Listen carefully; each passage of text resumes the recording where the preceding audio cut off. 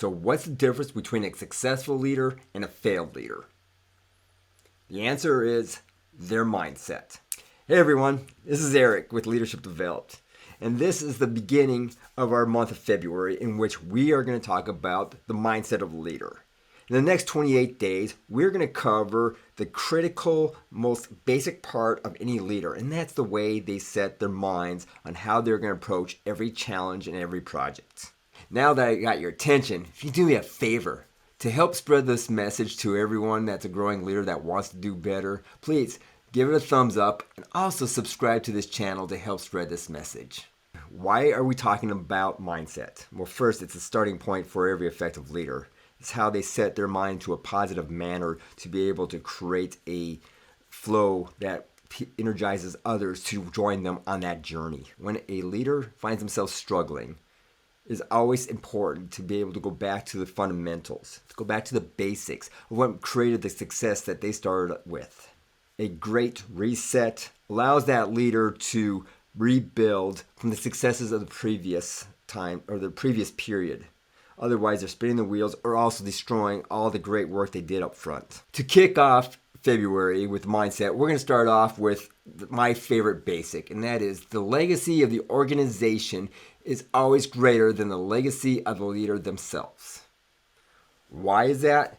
Because a leader who makes decisions to enhance their own legacy makes terrible decisions that allows the whole organization to fail during or after their time in the seat. When a leader prioritizes the legacy of the organization over themselves, they create an environment in which others want to participate in to create a better culture, to create a better organization that they know will pass them. Also, when a leader thinks about the organization over themselves, they eliminate their egos. And an ego is easily manipulated. It is what allows the competition, the opposition, to be able to manipulate and help detract the leader from making critical decision points. And by doing so, they allow themselves to be opened for certain conflicts that will manifest itself as time goes on. A great example of this for me is growing up in my squadron of the Purple Foxes. You see, we had a legacy of give a shit.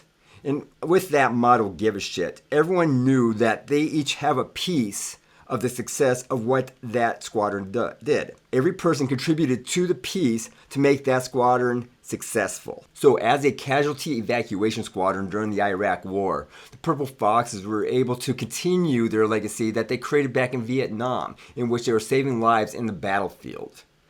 Because the legacy of the Purple Foxes from Vietnam going into the Iraq War and saving lives created a decision-making process that benefited the unit greatly, because it wasn't about one person being the hero. It was about all 257 of us being the heroes of somebody who got injured out in the battlefield. Our squadron's success was because of the success we created in the environment of everyone aimed at giving a shit. Whenever I ended a meeting, it was give a shit. Whenever anybody had a decision point that had to do with the future of our squadron, the question was, is it part of the give a shit model? Is it helping perpetuate the legacy of the Purple Foxes? Or is it going to create somebody's little time to be on a poster? So whenever somebody came with a question or had to come to a decision point, we always had to make sure that it was about the legacy of the squadron, that it promoted the longevity of our squadron as well.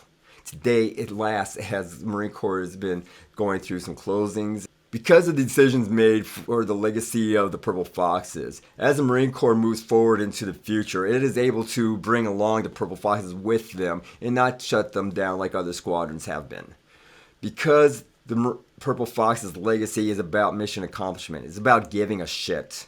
The Marine Corps sees it as an asset in which it will help benefit the future as the Marine Corps takes on their future challenges. As the leader expands the legacy of that organization, it allows that organization to grow into other areas, to be able to be a promise of a future for other people who do not know they need it yet.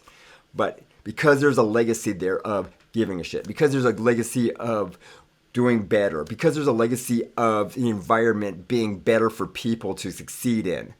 Our success as a leader depends on the success of the people that we lead.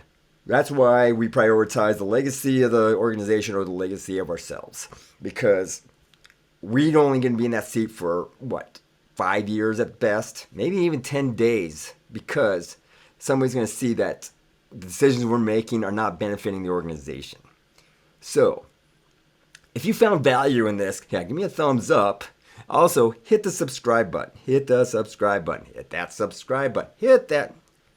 There it is. Hit the subscribe button.